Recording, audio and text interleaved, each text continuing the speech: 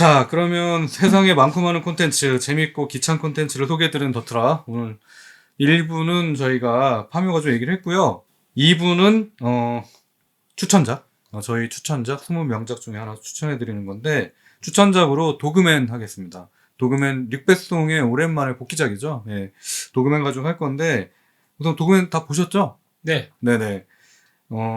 이게 아마 못 보신 분들이 훨씬 더 많을 것 같아요. 그러니까 아무래도 영화 개봉을 해놓고 홍보도 많이 안 했고 마케팅도 많이 안 했고 그 다음에 알려지지도 않았고 근데 재밌는 게 이게 부산국제영화제에서는 꽤 호평도 받았고 또 릭베송이 직접 방한을 해가지고 막 되게 자랑스럽게 막 이 영화에 대해서 되게 좀 자랑을 했거든요. 그랬는데 막상 뚜껑을 열고 개봉을 했는데 인기가 별로 없었어.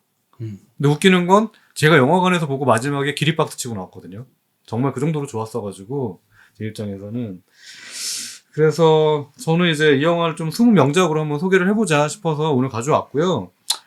먼저 그럼에도 불구하고 이거 좀 점수를 좀 보고서 시작해야 될 것 같아요. IMDb 평점이 6.7입니다. 그리고 로튼토마토가 56점, 그 다음에 메타크리틱이 45점밖에 안 돼요. 그래서 그렇게 안 좋다는 네, 실제로는 취향이 좀 탈만한 작품이다. 네, 그러니까 네. 취향을 굉장히 많이 타는 작품이니까 이게 오늘 들으시는 이 청취자 여러분들은 이 영화에 대한 추천평을 들어보고 이거 좀 땡긴다 싶으면 주말에 한번 찾아서 보는 것도 나쁘지 않을 것 같아요. 네, 그래서 오늘 도그맨 가지고 한번 얘기를 해보도록 하겠습니다. 네, 어떠셨는지 다들 좀 우선 간단하게 평가 한번 부탁드려볼까요? 링님. 전 솔직히 말씀해 주시기 전에 이런 영화가 있는지도 몰랐어요. 맞아요. 네. 그래서 한국에선 개봉 안 했나? 생각을 할 정도로 그렇게 조용히 묻혔구나 라고 생각을 했고 그래서 이제 그 다음에 찾아서 봤는데 이게 어떤 느낌이냐면 이게 약간 릭베송 감독의 작품 중에 역시 빼놓을 수 없는 게 저 개인적으로는 레옹이거든요. 레옹과 되게 많이 비슷한데 그러니까 뭔가 비슷하다는 게 이야기 구조나 캐릭터 이런 게 아니라 이야기 구조는 비슷하죠. 그러니까 그 느낌이 물씬 나는데 훨씬 더 딥한 느낌?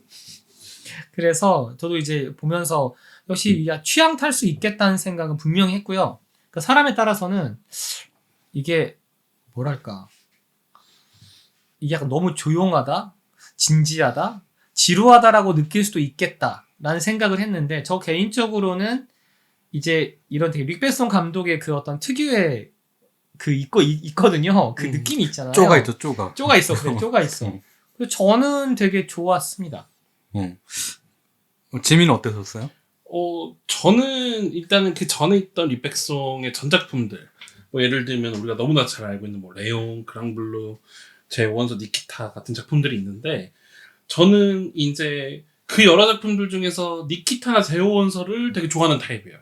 그래서 저는 레옹이나 그랑블루도 물론 재밌지만 그러다 보니 조금 취향이 그런 쪽이어서 이 감독은 좀 이번 작품은 어떤 이야기일까라고 봤는데 그럼에도 불구하고 최신작이다 보니 이 감독의 볼만한 가치는 충분히 있다. 하지만 이 감독님이 더 잘하실 수 있었을 텐데 좀 아쉬움이 있다. 왜냐면 이제 아무래도 기대감을 갖고 더 보다 보니 릭베송 감독이다 보니 그래서 하지만 저는 볼만했다. 그러니까 저 같은 경우에는 너의 인생작을 뽑아라 라고 할 때 항상 첫 번째로 나오는 영화가 그랑블루거든요. 그러니까 그랑블루가 저한테 왜 인생 영화냐면 제가 고등학교 때 되게 좀 우울했을 때가 있었는데 그때 학교를 땡땡이 치고 영화관, 그러니까 지금 없어져 있는 인천에 오성극장이라고 하는 데가 있는데 그 되게 허름하고 제일 오래된 극장 중에 하나예요. 오성극장에서 그랑블루가 딱 떠 있는 걸 보고 그랑블루를 보러 들어갔어요. 근데 영화관에 저 혼자 있었거든요. 근데 아시죠? 그랑블루에서 갑자기 그 침대에 누워 있는데 물이 막 차오르는 장면. 그 장면을 보는데 영화관 안이 다 물 속에 잠긴 것 같은 그런 기분도 들고 그 다음에 이 그랑블루가 생각보다 되게 중이스러워요. 느낌이. 그런데 제가 되게 좀 중이병이 늦게 와서 고등학교 때 왔거든요. 근데 그때 봐서 그런지 그랑블루가 저한테는 되게 인생 영화 중에 하나예요. 그리고 음악이 너무 좋았고. 그러니까 여기에 담겨 있었던 그 에릭 세라의 음악을 들으려고 영화를 몇 번을 봤는지 모르겠어요. 근데 지미 같은 경우에는 제오 원서와 니키타를 좋아했다 그랬잖아요. 근데 그쵸? 저는 릭베송 영화 중에 가장 좋아하는 게 그랑블루하고 레옹이에요. 그러다 보니까 이 도그맨이 사실은 전체적인 내러티브를 따지자면은 액션 장면은 레옹에 가깝고 그 다음에 전반적인 아주 큰 테마는 그랑블루에 가까워요. 그쵸. 네, 그렇다 보니까 제 입장에서는 이거 명작인데? 라고 하면서 진짜 저는 박수 치면서 나중에 나왔거든요. 이게 확실히 이게 갈리는 것 같네요. 저도 제 오원소와 니키타보다는 그랑블루는 안 봤지만 레옹 쪽이거든요. 네. 저는 처음에 당연히 레옹으로 기억하고 있다가 처음에 제 오원소를 봤는데 이거 내가 아는 리백송이 아닌데? 아, 그쵸. 그쵸. 맞아, 약간 뭔가 물론 이제 돈도 많이 쓰고 알겠는데 약간 어설픈데? 그러니까 원래 이제 거꾸로 약간 레옹에서 워낙 강렬한 인상을 받았기 때문에 그런 어떤 느낌을 그래서 아니 원래 그 자기 색깔이 있는데 뭔가 흉내내는 느낌을 좀 받았어요. 거꾸로 이게 헐리우드에 거기에 좀 맞추려고 하는 물론 볼만하고 재미있었고 아마 인기도 제 오원소가 더 많았던 것 같은데 참 많은 사람들이 보기에는 그런데 이제 저는 반가웠던 게 도그맨을 보면서 물론 레옹보다 더 가긴 했지만 저 개인적으로 레옹까지가 제일 좋았는데 더 가긴 했지만 그 느낌을 다시 돌아온 것 같아서 저는 좋았거든요. 그래서 저 같은 경우에 뭐가 좋았냐면, 사회에서 소외된 모든 아젠다를 건드려도 좋았어요. 그치. 장애인, 그 다음에, 이제 호모섹슈얼도 호모섹슈얼, 아동학대도 있고. 아동학대, 그 다음에 또 뭐가 있을까요? 동물학대. 동물학대, 그다음에 네. 이제 그 동물에 대한 방치에 네. 대한 얘기도 있고. 네, 그 다음에 그런 여러 가지들, 그 다음에 계급에 관련돼 있는 그런 구조, 그 다음에 여러 가지, 그러니까 느껴지는 게 되게 여러 가지인 게, 거기서 보면은 선생님한테 사랑 고백을 하려고 그랬는데, 까이잖아. 그렇죠. 까이면서 그걸 되게 쿨하게 또 넘기잖아. 그러니까 쿨하게 넘긴다기보다는 되게 핫해. 그러니까 거기 임신했다는 얘기를 듣고 자기 동물 보호소로 와서 와, 그 장면, 너무. 폭발하죠. 폭발하잖아. 네. 그러니까 자해를 하시죠. 네, 자해를 하잖아요. 그러니까 그 전까지 어쨌든 얘는 되게 차분하고 모든 걸 다 참아내는 아이였다가 사랑에 실패하고 나서 처음으로 자기 소리를 지른 거야.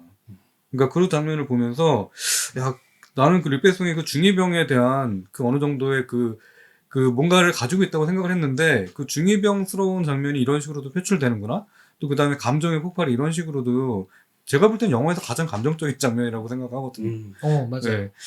그 장면에서 그냥 저는 되게 조금 뜬금없기도 했고, 그 다음에 좀 놀랍기도 했어요. 이 노장의 감독이 이런 식으로도 좀 이야기를 풀어가는구나 싶은 그런 내용. 그래서 저는 또 놀라운 장면이 첫 장면에서 대사가 나오잖아요, 하나가. 불행이 있는 곳마다 신은 개를 보낸다라고 하는 그 장면을 보고, 저 사실 도그맨이라고 해가지고 이 영화 저 추천받아서 본 거거든요. 너무 재밌대. 근데 제가 히어로물 좋아하는 거 아는 사람이 저한테 추천을 했기 때문에 이 영화를 부산영화제에서 봤는데 너무 좋았다고 나한테 추천을 해서 이거 무슨 아이언맨이나 그런 건가 보다. 예전에 왜 도베르만이라고 하는 프랑스 영화가 있었는데 거기처럼 이렇게 개를 끌고 다니면서 뭔가 하드보일드한 무슨 뭔가가 있나 보다 그러면서 딱 봤다가 처음부터 뭐가 이상한 거야. 그러니까 너무 잔잔하게 흘러가는 거야, 영화가. 너무 잔잔하게 흘러가고, 그 다음에 주인공이 주인공 같지 않고 되게 빌런 같은 거야. 그쵸. 네. 네. 굉장히 모호하게 나오죠. 되게 모호하게 나오잖아요. 그리고 뭔가 진짜 취조받는 장면에서도 뭐가 얘는 자기의 얘기를 하고 있는 게 아니라 계속해서 셰익스피어의 대사를 읊어요. 그러니까 그런 거 보면서, 이거 영화가 생각보다 조금 어렵게 흘러갈 수도 있겠는데? 라는 생각을 하고 있었는데, 결론은 뭐냐면 중반 후반으로 넘어가면서 이야기의 구조가 쌓인 거가 굉장히 좀 탄탄하더라고요. 그래서 저는 정말 마지막까지 진짜 숨죽이면서 봤는데 같이 보셨던 이제 지미나 닉님은 약간 좀 거기에 대해서 그 정도까지는 아니었다. 아니에요. 근데 저도 되게 네. 좋았는데 물론 인생 영화로 꼽진 않겠지만 그러니까 이제 이게 한 캐릭터가 그러니까 기본적으로는 이 더그라고 하는 이게 도그맨인 거죠. 주인공. 그 캐릭터 얼마나 몰입할 수 있냐 없냐가 제가 또 관건인 것 같아. 근데 저는 이제 그 정도까지 몰입하진 하지 못했어요. 나는 거기까지 몰입했어. 그렇지. 그렇지. 그래서 장면인 거고. 저도 사실 처음에 정확하게 제이크님이 그 약간 느끼셨던 그 감정의 흐름을 저 똑같이 느꼈는데 이거 도그맨이잖아. 히어로물인가 보다. 도그맨이잖아. 그러면은 물론 이제 그 플롯을 보니까 강아지를 다룬대. 천재적인 강아지를. 야, 그럼 이게 뭔가 데어데블이나 뭔가 이런 히어로 하드보일드 액션. 그렇지, 크로우즈. 뭐 이런 거 나오는 건가? 근데 처음에 뭐지? 웬 예술 영화스러운 살짝 이런 느낌이 나오고. 거기도 좀 배신을 당해가지고 저는 중간에 한 5분 정도 졸았어요. 사실 영화관에서. 근데 그 오열하는 장면서부터 시작해가지고 집중이 되기 시작하는데, 그다음부터는 뭐 그냥 쭉쭉 흘러가더라고. 되게 하드보일드하게 흘러가잖아요, 그다음부터는. 얘가 모든 걸 다 포기하고, 사랑도 포기하고 그러면서 뭔가 좀 이제 바뀌죠, 얘가. 좀 독해지잖아요. 그렇죠. 그렇죠. 그 유기견 보호소가 이제 없어진다는 얘기를 듣고, 이제 그거에 대한 진실은 좀 다른 거였죠. 그러니까 뭔가 좀 그 시에 좀 부정부패랑 엮여 있고, 그 다음에 얘가 이제 새로운 그 보금자리를 찾고, 그 다음에 이제 하고 있는 일이 이제 기존에 하던 유기견 보호를 하면서 돈을 받는 일이 아니라, 그 뭔가 좀 해결사 같은 걸 해주면서 돈을 받고 있었죠. 그러다가 이제 진짜 일을 해야 되고, 걔들 밥을 줘야 되고, 자기도 생활을 해야 되니까, 이제 알바를 찾기 시작하는데, 이제 여기서부터 이제 현실에 부딪히기 시작하죠. 얘 분명히 생물학과를 나와가지고, 대학교를 나온 졸업증은 있지만, 다리를 못 쓰잖아요. 그러니까 그, 어렸을 때 아버지가 그 쏜 총이 그, 잘못해서 튕겨서 나오면서 척추에 박히는 바람에 총알을 빼지도 못하고, 그냥 그 반신불구. 그러니까 걸을 수는 있으나, 걸음을 떼어서 이제 움직이지는 못할 정도의 그 장애를 갖게 되잖아요. 그래서 휠체어를 타고 다니니까 모든 곳에서 다 그러니까 받을 수 없다라고 했는데, 자포자기하는 심정으로 이제 드랙쇼를 하는 그 공연장에 들어가죠. 거기서 이제 느낀 게, 나도 연기를 했고, 그 다음에 나도 노래를 부를 수 있고, 그 여러 가지 자기 취미와 또 인생하고 맞물리면서 그 드랙 퀸의 삶을 살아가게 되잖아요. 근데 거기서부터는 너무 흥미진진한 거죠, 제 입장에서. 제가 볼 때 이거 영화 제목을 잘못 줬어. 도그맨 하면 안 됐어.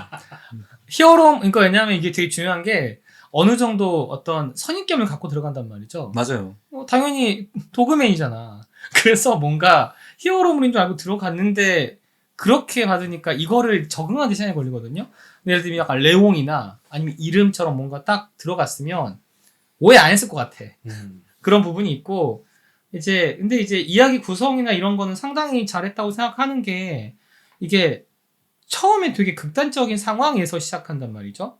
그리고 당연히 이제 어찌 말하면 그 중간 어떤 일이 다 끝난 다음에 결과부터 시작하고 왜 이렇게 되었는가 이 인물의 맨 처음부터 차근차근 잡아 들어가는데, 이게 그 장면에서 레옹이 왜 생각나냐면, 레옹 자체도 그렇고 마틸다도 그렇고 마틸다 가족도 그렇고, 그러니까 그런 여러 가지 캐릭터들이 사실은 평범하게 볼 수 있는 캐릭터들이 아니잖아요. 그러니까 되게 극한, 그리고 기본적으로 어려운 상황에 처해 있는 그런 캐릭터, 한계까지 좀 이렇게 맞닥뜨려져 있는 캐릭터들의 이야기를 다루는 거니까 거기서 이제 레옹 생각이 많이 났던 거고요. 당연히 마지막에 액션씬은 진짜 그건 레옹이고 그건 진짜 레옹이야. 마지막 레옹 똑같아.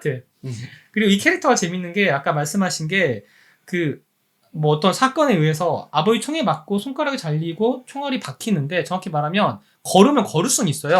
근데 문제는 뭐냐면, 걸음을 일정 이상 걸으면 걸을 때마다 총알이 그 삐걱삐걱 되면서 척수액이 빠져나가서 너 결국은 죽을 거야. 그러니까 이게 되게 아이러니한 건데, 서 있는 건 괜찮아. 근데 걸으면 걸을수록 얘는 죽음으로 가는 거예요. 확실한 죽음으로. 그러니까 그런 비극적인 어떤 그 상황이 그 캐릭터 안에 내재되어 있는 거죠. 그 셰익스피어의 그 작품 같죠. 그러니까 그 릭베송의 특징이 뭐냐면 매번 그 비슷한 서사를 가지고 있어요. 그러니까 불행과 구원에 대해서 계속해서 얘기를 해요. 그 대표적으로 그랑블루랑 제가 비슷하다고 한 이유가 뭐냐면, 그랑블루에서 나온 주인공도 마찬가지로 대인 관계에 대해서 굉장히 좀 어려워해요.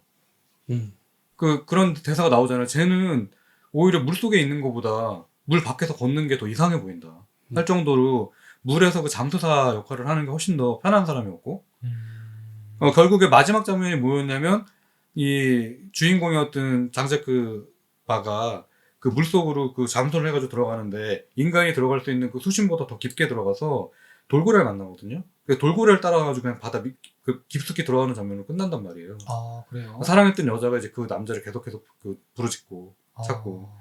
근데 그러면서 되게 비극적으로 끝나는 것 같은데, 이게 되게 신화적인 장면처럼 끝나거든요. 얘가 계속해서 주인공이 말하는 게 아틀란티스라든가, 그러니까 그 어인에 관련해서 계속 얘기를 하면서 결국 주인공이 그 아틀란티스로 가고 그 다음에 자기는 어인이었다는 식으로 해서 신화적인 해석으로 끝내거든요. 근데 도그맨도 마찬가지로 마지막 장면을 보면요, 성화, 그러니까 그 테피스트리 장면처럼 끝나요. 그쵸. 마지막에 정말 되게 네. 인상적이죠. 그러니까 그 십자가 밑에서 그 누워서 그 잠드는 모습이 잠든다기보다는 죽는 모습이죠. 죽었죠. 네. 그건 진짜 그 영화 봐야 돼요. 그거는. 이 영화를 보면 탁. 네, 근데 그 마지막 장면 때문에 저는 이 영화를 꼭 봐야 된다고 생각을 하는 게 맞아요. 모든 걸 다 떠나서 이 마지막 장면은 제가 최근 봤던 모든 영화 중에서 가장 아름다운 장면 중에 하나였었어요. 그리고 그 장면도 마찬가지로 주인공이 결국에는 이게 죽는 장면이긴 한데 얘한테는 구원이거든요. 그쵸. 왜? 현실에서는 얘를 구원할 수 있는 건 아무것도 없었어. 그나마 걔들하고 같이 살고 있는 그게 자기한테는 구원이었었는데 그것마저도 이제 할 수 없게 됐어. 라고 하는 걸 보여주면서 그냥 여기서도 마찬가지로 릭베송이 항상 얘기를 했던 그 고통과 구원, 그러니까 불행에서 구원되는 그런 여러 가지 장치를 이런 방식으로 풀어냈구나 라고 하는 것이 있었기 때문에 제가 볼 때는 그냥 릭베송 영화답다라는 생각이 좀 많이 들었어요. 네. 그러니까 주인공이 가장 좋아했던 게 그러니까 사실 이 영화를 보면은 그 주인공이 그 이제 좀 영어를 좀 들으시는 분들은 느끼겠지만 굉장히 영국식 영어를 구사를 해요. 그러니까 완벽한 영국식 영어가 아니라 영국식 그 아주 그 고전 사투리가 섞여 있는 발음을 쓰는데 이게 이유가 있거든요. 이 주인공이 중간에 이제 그 아동 보호소에 가게 되면서 만나게 된 게 셰익스피어거든요. 셰익스피어 연극을 하잖아요. 거기서 계속 주연을 하고 이제 그 선생님 통해 가지고 그 배역을 맡게 되는데 그러고 나서는 집에서도 읽는 책이 셰익스피어고 그 다음에 평소에도 계속 뭔가 대화를 하면서 이 친구가 쓰고 있는 그 대사들이 셰익스피어에 나오는 대사를 계속 인용해서 사용을 해요. 그러면서 거기 나온 그 대사나 발음을 인용을 하다 보니까 영국식 발음을 쓰고 있는 거야. 그거 보면서 진짜 이 역할을 맡은 그 배우가 케일럽 랜드리 존슨이라고 하는 배우인데 아 진짜 연기 잘한다. 정말 연기 잘한다 그러면서 봐가지고 제가 뭐라고까지 썼냐면 차기에 만약에 배트맨을 만들어야 된다면 나는 조커는 케일럽 랜드리 존슨이 좀 해줬으면 좋겠다. 어울릴 것 같아. 맞아. 그러니까 뭔가 좀 광기 있잖아요, 광기. 그 광기가 보여야지 좀 저는 조커에 어울린다고 생각을 하는데 다크나이트에 나왔던 히스레저 있잖아요. 그 히스레저는 뭔가 카오스에 가까운 광기? 그렇다면은 그 처음으로 이제 그 배트맨 영화 나왔던 그 마이클 키턴 나왔던 조커 같은 경우에는 누구였죠? 네, 잭 니콜슨. 네, 잭 니콜슨이 잭 니콜슨이 보여줬던 그 되게 슬픈 광기가 있거든요. 그 슬픈 얼굴에 광기가 있는데 저는 이번에 그 케일럽 랜드리 존슨 얼굴에서 딱 그 모습을 봤어요. 그래가지고 다음번에 만약에 조커가 등장해야 되면은 이 배우 나쁘지 않겠다. 그러니까 굳이 만약에 조커가 아니어도 빌런 역할로 이 정도의 그 표정과 연기를 보여줄 수 있는 배우가 있을까 싶을 정도로 연기를 너무 잘해가지고 저는 이 배우의 앞으로가 되게 기대가 많이 돼요. 실제로도 저희가 잘 모르고 있어서 그렇지 영화에 굉장히 많이 나왔고요. 유명한 영화 뭐 쓰리 빌보드, 아메리칸 메이드, 그 다음에 겟아웃, 엑스맨 퍼스트 클래스에서는 벤 씨라는 역할도 맡았고 2021년 칸 영화제에서 니트람이라는 영화를 통해 가지고 나무주연상까지 받았다고 하더라고요. 그래서 제가 볼 때는 앞으로 헐리우드에서 뭐 다음 영화를 찍을 때 또는 드라마에 나올 때 굉장히 좀 멋지고 중요한 역할을 맡지 않을까라는 생각을 좀 해봤습니다. 네. 자, 그래서 지민님은 이 영화 뭐 어떤 좀 저랑은 다른 감정으로 보셨을 것 같아요. 저는 되게 좋은 면만 많이 봤고 또 이 배우의 연기를 따라가면서 너무 좋은데 브라보 그러면서 봤거든요. 근데 지민은 좀 다른 방향으로 봤을 것 같아서 어떠셨는지. 제가 처음에는 이제 이 영화가 처음에 저도 좀 혼동을 했던 것 같아요. 왜냐면 이제 초반 그 장면이 대놓고 그냥 그 영화 대부 장면을 오마주하고 있단 말이에요. 마치 대부 첫 장면에서 제 딸이 강간당했습니다. 그 남자를 처벌해 주십시오라고 하면서 이제 대부를 찾아가서 이제 내가 당신을 도와주겠다 하면서 나중에 결국 그 법 대신 그 이제 강간범을 처벌하듯이 어린 강아지를 데려다 주고 마사를 뭐 그 여인을 구해주십시오 해서 이제 그런 장면 보고 되게 흥미롭네. 또 다음 이야기는 어떻게 될까라고 보다가 결국 다시 이제 이야기가 과거로 돌아가면서 한 주인공 어떤 한 남자의 이야기로 이제 서사가 되는데 제가 그 중간 그 이제 트래킹 노래하는 장면까지 너무 즐겁게 봤어요. 재밌는데? 근데 제가 딱 그 중간 노래하는 장면에서 딱 떠올랐던 게 뭐냐면 근데 내가 이 영화를 본 적이 있다. 진짜? 네. 사실 이거 조커랑 너무 비슷합니다. 네. 네. 그렇게 보면 또 그럴 수 있다. 근데 자, 이제 제가 이 영화의 유일한 단점은 이 플롯, 매우 유사한 플롯이 우리가 너무 인상 깊게 봤던 작품이라는 거인 것 같아요. 물론 전혀 다릅니다. 사실 영화에서 풀고 있는 결도 다르지만, 이제 예를 들면 사회에서의 소수자인 주인공, 그리고 그 주인공의 가족들은 이미 풍비박산이 나 있고, 더군다나 그 주인공이 열심히 사회활동하기 위해서 돈을 벌고 여러 가지 활동하지만 인정받지 못하고, 결국은 그것들로 인해서 이제 이 사람한테는 되게 나름 합리적인 행동이지만 그게 사회적인 혼란을 가져다 주는, 이제 물론 그 중반부터는 이야기가 완전 달라지기 시작하지만, 그 기시감을 느끼기 시작한 순간부터, 뭔가 과연 그럼 이 영화만의 이야기라고 할 수 있는 건 무엇일까라고 보면 결국 그 도그맨이라는 소재인 것 같은데, 이 소재가 중반까지 굉장히 잘 가다가 갑자기 개인의 이야기로 끝나면서 제가 약간 아쉬움을 느꼈던 지점은 그 지점인 것 같아요. 하지만 그럼에도 불구하고 저는 이 영화가 결국 물론 제목은 도그맨이지만 이 동물에 대한 얘기를 사실 했다기보다는 결국 이 얼마나 신한테도 마치 버림받은 것 같은 사람의 삶에 대해서 이야기를 하는 일종의 장치라고 저도 생각을 했고, 중반부부터는 어쨌든 그 기시감이 찝찝함을 가지긴 했지만 그럼에도 불구하고 나중에 이제 그 마지막에 엔딩까지 달려가는 장면도 매우 흥미롭게 봤었거든요. 그래서 이 작품을 차라리 내가 조커를 안 보고 봤다면 훨씬 더 재밌게 보지 않았었을까 라는 아쉬움이 개인적으로 좀 있었다. 근데 약간 이 부분은 근데 이게 한번 의견을 여쭤보고 싶네요. 왜냐하면 저는 조커도 봤고 이것도 봤는데 어떻게 보셨어요? 저는 이 의견에 대해. 좀 다르게 봐가지고. 그러니까, 맞아요. 그러니까 뭔가 그 구조는 비슷하게 가지고 있는데, 그리고 이게 도그맨이라고 돼 있고, 그래서 우리가 뭔가 되게 히어로물이나 초능력물이라고 생각하고 보다가 거기에 배신당했다고 하지만, 정말로 신기하게도 이 주인공은 특별한 능력을 가지고 있긴 있어요. 있어요. 있죠. 네. 그러니까 아버지 통해가지고, 그러니까 개철장 안에, 그 개장 안에 갇히면서, 이 친구가 얻게 된 능력은 뭐냐면, 개하고 대화를 할 수 있는 능력.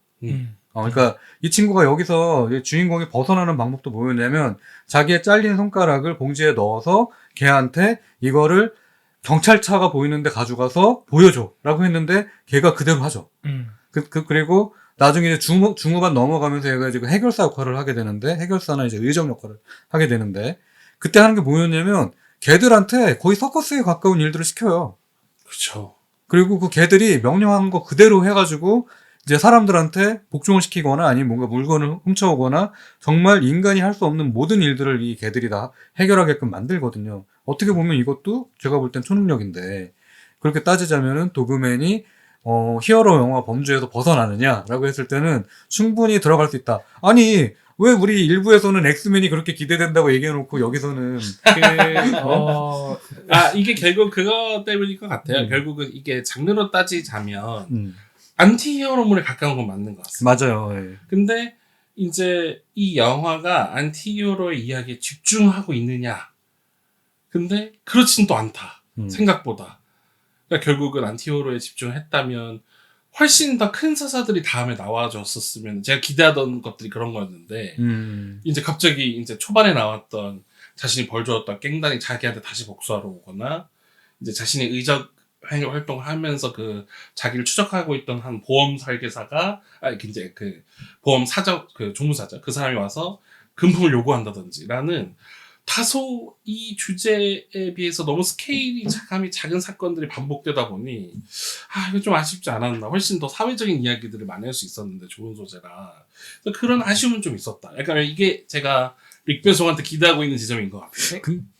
그러니까 이게 제가 봤을 때 어떤 느낌이냐면, 지미 같은 경우에 영화를 이제 좀 더 멀리서 조망하시는 스타일이신 것 같아요. 그래서 이제 배우라든지 역사가 관련된 어떤 지식적인 부분으로 많이 얘기를 많이 하시는 것 같고, 과잉님 같은 경우에는 물론 그것도 얘기하시지만 이제 보통은 얘기하실 때 이제 몰입할 캐릭터에 대한 얘기를 많이 하시고, 주인공에 제가 볼 때는 엄청 공감하시고 몰입하셨으니까 이건 완전히 인생 영화에 되는 거지. 저는 사실 어떻게 봤냐면 그 중간 어딘가인데, 근데 저는 아까 지민이 말씀하신 그 지점이 오히려 안 됐기 때문에, 그렇게 히어로물이나 이렇게 그냥 물론 갈 수 있는 요소는 있죠. 얘는 어떤 진짜 강아지 개들과 진짜 거의 사람처럼 대화하고 강아지를 부릴 수 있는 초능력을 가졌는데, 그거를 그렇게 안 푸는 거 있잖아요. 그러니까 하나의 그런 소재를 이용하지 한 개인의 어떤 이야기로 마무리 짓는 게 되게 리백송스럽다. 내가 좋아하는 리백송스럽다. 그쵸. 라고 생각했고, 오히려 레옹하고 어디 지점이 좀 다르냐면, 여기에서 일종의 마틸다 역할을 할 수도 있는 애가 초반에 나오는 남자애거든요? 그 강아지 데리고 오네? 왜냐면 이제 걔가 이제 마지막에 그 갱들한테 그쵸. 하도 죽임을 근데 당하죠. 일종의 레옹은 일종의 투탑인 거죠. 마틸다와 레옹이 거의 동등하게 가요. 그리고 오히려 마지막 살아남는 거는 마틸다죠. 레옹은 죽고. 근데 이제 이거는 되게 재밌는 게 중간에 이제 그 갱들이 쳐들어왔을 때 그 남자 소년을 죽이잖아요. 그러니까 오히려 그리고 약간 의도적으로 그 이야기 안 나와요. 그쵸. 실제로 마사가 누군지도 몰라 우리는. 그냥 어떤 상황 잘 해결했구나. 근데 마지막에 나 죽네. 그래서 오히려 레옹의 역할을 하는 이 주인공에게 완전히 오롯이 몰입해가지고 이 한 인물의 서사를 풀어냈구나. 라고 하는 거에 전 가까웠고 여기서 말하는 여러 가지 이 주인공의 능력과 이런 것들은 하나의 소재로 활용되지 않았나 이 생각이 좀 있죠. 그러니까 저는 조금 레옹하고 또 다른 부분이 뭐였냐면 사실 레옹의 주인공은 저는 레옹이라고 생각 안 하거든요. 마틸다죠. 실제로 마틸다죠. 왜냐면 그 주인공이 가져야 되는 불행 서사를 누가 가지고 있냐면 마틸다가 가지고 있거든요. 그리고 마지막에 살아남는 것도 마틸다고. 그 다음에 모든 사람들의 기억 속에 있는 거는 레옹보다는 마틸다야. 그리고 이 릭배송 영화 잘 보시면요. 단발머리 주인공들은 주인공이에요. 실제 주인공이에요. 아, 네. 그러네? 네, 그래서 그 앞서 우리가 얘기했던 영화들 한번 쭉 볼게요. 자, 레옹에서 단발머리 누구예요? 마틸다죠. 제호원소에서 주인공 누구예요? 저 밀라 요보비치. 밀라 요보비치 단발머리죠. 니키타에서 주인공 머리 단발이에요, 장발이에요? 단발이죠. 그 다음에 잔다르크에서 주인공 완전 단발이죠. 단발이죠. 단발 성애자야? 단발 성애자? 그 다음에 루시도 마찬가지로 보면 나중에 단발되거든요. 그쵸, 머리가 변하죠. 네, 머리 변하잖아요. 그래서 그 릭배송 영화에서 잘 볼 때 단발로 된 사람들은 주인공이야. 근데 도그맨에서 단발 나왔게 안 나왔게요? 나왔어. 주인공이 단발하거든요. 그치, 그 주인공이 검은색 단발을 하고 처음에 그 깽단한테 가가지고 세파트가 딱 그 사타구니를 물잖아요. 근데 그 장면에서 그 검은색 베일을 내리고 있는데 그때 머리가 단발이에요. 그래서 제가 볼 때는 그 릭배송 영화에서 주인공을 누굴 봐야 되느냐 할 때는 단발이면 걔가 주인공이에요. 네. 몰랐던 사실이네. 그래서 뭐 릭배송이 좀 그렇기 때문에 좀 자기 영화를 좀 자가복제하는 경향이 좀 있거든요. 근데 저는 그 레옹하고 비교했을 때 이 도그맨이 조금 그래도 좀 발전했다라고 생각하는 건 뭐냐면 그 주인공의 주체를 진짜 한 명으로 봤다는 거. 맞아요. 네. 그리고 주인공 서사에서 그 불행부터 죽음까지, 불행부터 구원까지 모든 거를 감당하는 게 주인공이었다는 거. 그 레옹에서 보면요, 레옹은 그냥 불쌍하기만 해요. 어떻게 보면 그러니까 순애보잖아요. 그러니까 실제로 삭제된 장면이긴 한데 마틸다가 사랑하는 장면이 있잖아요. 근데 그 장면에 이 삭제된 이유가 더 순수하게 그 다음에 더 순애보를 만들기 위해서 그걸 만들었는데 제가 볼 때는 그 모든 순애보를 결국 겪는 게 여기서는 주인공 자체가 다 겪거든요. 그쵸. 그래서 그 오롯이 뭔가 주인공이 스스로 성장하고 극복하고 그 다음에 마지막에 구원받고 하는 장면까지 모두 다 한 사람의 서사로 갔기 때문에 제가 볼 때는 레옹보다는 조금 더 성장은 했다고 봐요. 다만 저도 이제 아쉬운 게 있는데 그게 뭐냐면 말씀대로 자기의 여러 영화들을 다 조금씩 잘라가지고 만들었어. 어떻게 보면은. 그리고 아마 머릿속에 분명히 그 조커가 있었을 것 같아요. 맞아요. 왜냐, 영화를 보면은 그 주인공이 하고 있는 연기들 중에서 몇 가지 장면들이 조커가 할 법한 장면과 표정들이 나와요. 그런 거 보면서 메이크업 장면들도 여러 번 나오기도 하고. 그쵸. 메이크업 장면들이 여러 번 나오고 하면서 제가 볼 때는 충분히 릭배송이 그 부분에 대해서는 참조를 했을 것이다. 자, 그리고 이 영화가 아까 제가 IMDb도 얘기 드리고 로튼 토마토도 얘기 드리고 메타크리틱도 얘기 드렸는데 평균적으로 50점대거든요. 이 평작? 50점대면 망작이에요, 사실은. 망작이에요. 네. 왜냐면 로튼 토마토에서는 한 70점대가 넘어야 그래도 볼만한 영화 취급을 받거든요. 그러니까 로튼 토마토는 60점대면은 취향을 많이 타는 영화. 그 다음에 70점대면은 어느 한쪽은 되게 좋아할 만한 영화고 좀 평작 정도는 돼요. 근데 이게 50점대다라고 하면은 정말 취향을 많이 타는 영화거든요. 정말 일부만 좋아할 만한 영화. 한국에서 이게 흥행을 그래서 몇 명 봤냐면 흥행 지수 보고 너무 놀랐네. 42,215명 봤대. 아 진짜 거의 독립영화 수준이야. 근데 이게 워낙 안 알려지기도 했었어가지고 예. 그래서 뭐 북미는 박스오피스에 잡히지도 않아. 그러니까 보면은 사실 이게 실패한 영화인데 제가 볼 때 좋았던 점은 뭐냐면 그냥 лю베송을 보고 싶었던 것 같아. 그러니까 лю베송의 영화를 보고 싶었고 그 лю베송 영화에 대한 그 노스텔지어를 가지고 있는 그 향수를 가지고 있는 사람들이 있는데 그 부분에 대해서 딱 건드린 것 같아요. 네. 그래서 저는 그래도 굉장히 좋았다. 네.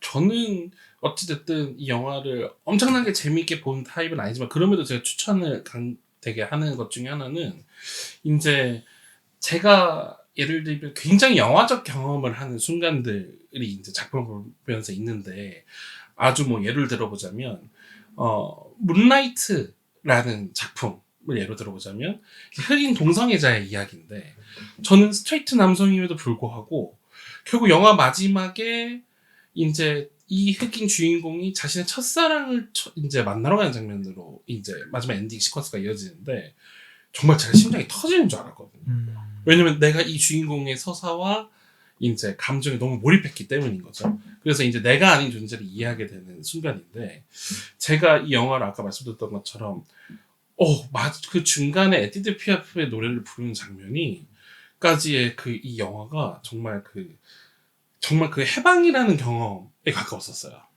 와, 이 막 핍박받고 신한테 거의 마치 버림받은 것 수준의 이 남자가 처음으로 어떤 수많은 관중들 앞에서 자신도 마치 살풀이 하듯이 심지어 노래는 립싱크거든요. 맞아요. 와, 근데 마치 이건 립싱크 라이브보다 더 라이브 같은 감정으로 다가오니 와, 이게 주인공에 대한 제가 갑자기 이제 몰입이 굉장히 됐었던 거죠. 저 또한.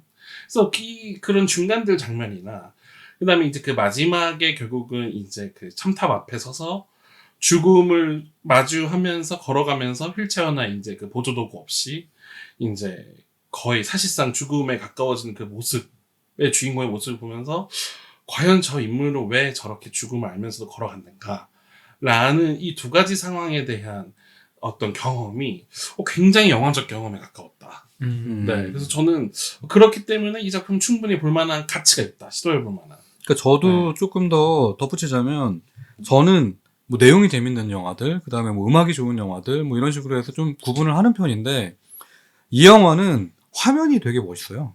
굉장히 그러니까 스타일리시하죠. 굉장히 스타일리시하고 릭 베송이 초기작에선 그런 장면들을 굉장히 많이 보여줬었는데 이제 후반 넘어가면서 그냥 되게 그냥 좀 오락 영화 만들고 그러면서는 좀 예술적인 화면 구도라든가 이런 거에 대해서 좀 잊은 거 아닌가라는 생각이 들 정도로 영화를 막 찍어냈었거든요. 근데 이 영화에 와서는 정말 뭐 아까 이제 예술 영화라는 얘기를 했는데 예술 영화의 조건 중에 하나가 또 화면이 이뻐야 되거든요. 그러니까 구도도 좋아야 되고 또 좀 도전적인 장면도 나와야 되고 하는데 이 영화의 재미는 영화가 딱 50% 지났을 때부터 시작돼요. 그러니까 그 드랙쇼를 시작하면서 드랙쇼를 시작하면서 거기서 막 그 립싱크하면서 노래하는 장면, 그 다음에 나중에 그 깽단하고 자기 집에서 그 깽단을 처리하기 위해서 이제 그 자기의 그 동선을 파악해가면서 싸우는 장면, 그 다음에 마지막에 그 경찰서를 걸어 나와서 그 척수액을 흘리겠죠. 그 척수가 망가져 가면서 그 첨탑 앞에서 죽어서 개들이 천사처럼 모이는 장면, 그 장면 3개만 가져도 저는 이 영화를 보는데 충분히 영화 역할은 다 했다고 보거든요. 그리고 저는 되게 오랫동안 이게 뇌리에 남았던 게 마지막 장면이 너무 뇌리에 깊게 남아가지고 와, 저거는 진짜 감독이 처음부터 이 장면 하나를 위해서 영화를 만들었구나 싶을 정도로 정말 좋았었거든요. 그래서 저는 만약에 이 영화를 보시는 분들이 있다면은 초반에 보다가 이거 초능력자 안 나오네, 히어로 안 나오네 그러면서 당장 그만둔다거나 이제 그렇게 영화를 접지 마시고 한 50%까지만 잘 참고 보시면은 그 이후에 넘어가면서부터는 굉장히 이야기가 빠르거든요. 막 폭력단이 막 쳐들어와가지고 막 그 진짜 총격전 하는 장면 막 이런 것들 보면은 굉장히 멋있어서 거기까지만 잘 버티시면 그 부분부터는 진짜 명작의 조건을 갖춘 영화를 보시지 않을까라는 생각을 합니다. 네. 자, 그래서 저희가 이제 이 영화 어떤 분들한테 또 추천해 줄 수 있을까라고 생각을 해보면 저는 우선 저부터 한번 해볼게요. 저는 강아지 키우는 애견인들 아마 이 영화를 보고 나시면 정말 부러워하실 겁니다. 네. 공감도 하실 거고 되게 부러워하실 겁니다. 네. 지민은 누구한테 추천하실래요? 저 같은 경우는 너무 뻔한 이야기들 음. 그래 질리신 분들한테 정말 이런 작품들로 가끔 리프레시가 필요하다. 맞아요. 네. 네, 그러니까 굉장히 뻔한 플롯, 뭐 뻔한 드라마, 우리가 계속 봐왔던 무언가 되게 뻔한 이야기들에 이제 슬슬 좀 내가 본인이 질릴 타이밍이 됐다라고 한다면 슬슬 이제 이런 좀 개성이 강하고 본인의 색이 강한 영화들을 한번 경험해 보시면서 영화적 체험을 한번 꼭 해보시면 어떨까. 그래서 저도 어쨌든 그런 의미에서 충분히 볼만한 작품이다. 라고 네. 생각을 하고 있습니다. 네. 링님은요? 저는 이제 그 다양한 영화 스타일이 있는데 예를 들면 상황을 봐야 되는 영화가 있고 그 다음에 스토리나 아니면 미술이나 뭐 여러 가지 각기 그 주요하게 봐야 되는 영화들이 있잖아요. 근데 이제 캐릭터 이야기를 좋아하시는 분들은 한번 보실만 합니다. 그러니까 이제 이건 진짜 한 인물에 대한 이야기로 다 끝나거든요. 맨 처음도 그렇고 중간도 그렇고 끝도 이 인물이 다 아까 말씀하신 것처럼 다 짊어지고 가고 그 이야기에 오롯이 다 몰입돼 있어요. 집중돼 있고 나머지 그 외에는 거의 군더더기가 없을 정도로 다 쳐냈거든요. 물론 이제 상담사가 잠깐 나오긴 하지만 그것도 그렇게 많이 나오진 않아요. 근데 뭔가 이런 스타일의 캐릭터가 뭔가 좀 있었나? 물론 이제 조커랑 비슷하기도 하지만 사실은 조커랑 비슷하지도 않거든요. 정확히 얘기하면 맞아요. 그 네. 구조가 이제 구조가 비슷한 영화의 조커가 구조가 생각이 날 비슷하죠. 뿐이지. 네. 그래서 이런 캐릭터도 있을 수 있다. 그래서 캐릭터 중심으로 영화를 보시는 거 좋아하시는 분들은 보시면 좋습니다. 저는 이제 이 영화 보면서 그런 생각을 했어요. 그러니까 저희가 그 히어로는 좀 많이 질렸잖아요, 이제. 네, 그리고 초반에 아까 그 파묘 얘기할 때도 비슷한 얘기를 했는데 이제 헐리우드에서 나오고 있는 히어로 영화가 좀 지겹다라고 하는 분들은 이제 새로운 영화를 찾아야 되고 그다음에 좀 기존의 영화랑 좀 다른 거 보고 싶어라고 하시는 분들이 계실 텐데 저희 방송을 듣는 청취자 연령대가 30대에서 한 40대 정도 되세요. 좀 많게는 50대까지 들으시는데 아마 40, 50대는 릭베송을 그리워하시는 분들 옛날에 릭베송을 그리워하시는 분들은 굉장히 좋아하실 것 같고 30대 초반까지만 해도 릭베송 잘 모르실 거예요 아마. 그랑블루 모를 거고 레옹도 그냥 얘기로만 들었을 거고 박명수의 레옹밖에 모를 거야 아마. 그럴 수 있어요. 네. 그쵸. 박명수 레옹밖에 모를 거기 때문에 이 영화를 통해 가지고 좀 보시고 잘 참으면서 50%까지 보시고 재밌으시면 앞전에 있었던 그랑블루라든가 레옹 찾아보시면은 아마 또 기존과 다른 영화를 찾아보실 수 있을 것 같아요. 그러니까 항상 저는 이제 그 대안 영화가 필요하다고 생각하거든요. 또 그것이 왜 필요하냐? 새로운 무언가의 컨텐츠에 대한 신선함도 발견해야 되지만 이게 우리한테 영감도 많이 줘요. 그래서 저는 사실 이 영화가 되게 좋았던 점이 뭐냐? 만약에 내가 웹소설이나 뭔가 만화나 소설 같은 걸 써. 그러면 초능력자가 필요해. 그러면 나는 이렇게 개를 쓰는 초능력자 한 명 쓸 것 같아. 그러니까 이제 지금 새로 만들고 있긴 한데 헐리우드에서 되게 좀 전설이 됐던 영화 중에 하나 크로우라고 있잖아요. 네네. 네, 그 크로우에서는 주인공이 그 까마귀들을 마음대로 조종할 수 있잖아요. 그러니까 그런 식으로 뭔가 좀 이렇게 개를 마음대로 조절할 수 있는 능력자가 있다면 어떻게 보면 무적이겠는데? 라는 생각이 들 정도로 저한테는 되게 좀 캐릭터적인 그 만족감을 줬기 때문에 저는 유독 더 좋아했던 것 같거든요. 그래서 아마 좀 뭔가 새로운 영감을 찾고 좀 리프레시를 하실 영화를 찾는다면은 이 영화는 저는 강추라고 생각이 됩니다. 네.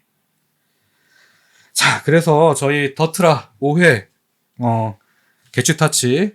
오늘은 1, 2, 3부처럼 됐네요, 마치. 처음에는 우리가 그 최근 본 컨텐츠 소개하고 그 다음에 파묘하고 지금 2부라고 한 곳에서는 도금연을 했는데 더트라는 앞으로 이런 식으로 뭐 최근 추천작 그 다음에 최근 핫한 영화 또는 아니면 뭐 컨텐츠에는 영화뿐만 아니라 드라마 뭐 음악도 될 수 있고요. 그 다음에 뭐 소설 뭐 그거 아니면 뭐 전시 같은 것도 사실 컨텐츠이기 때문에 좀 우리가 즐길 수 있는 컨텐츠 위주로 소개를 드리고 그 다음 2부에서는 각자 추천하는 숨은 명작들 추천하는 방향으로 진행하도록 하겠습니다.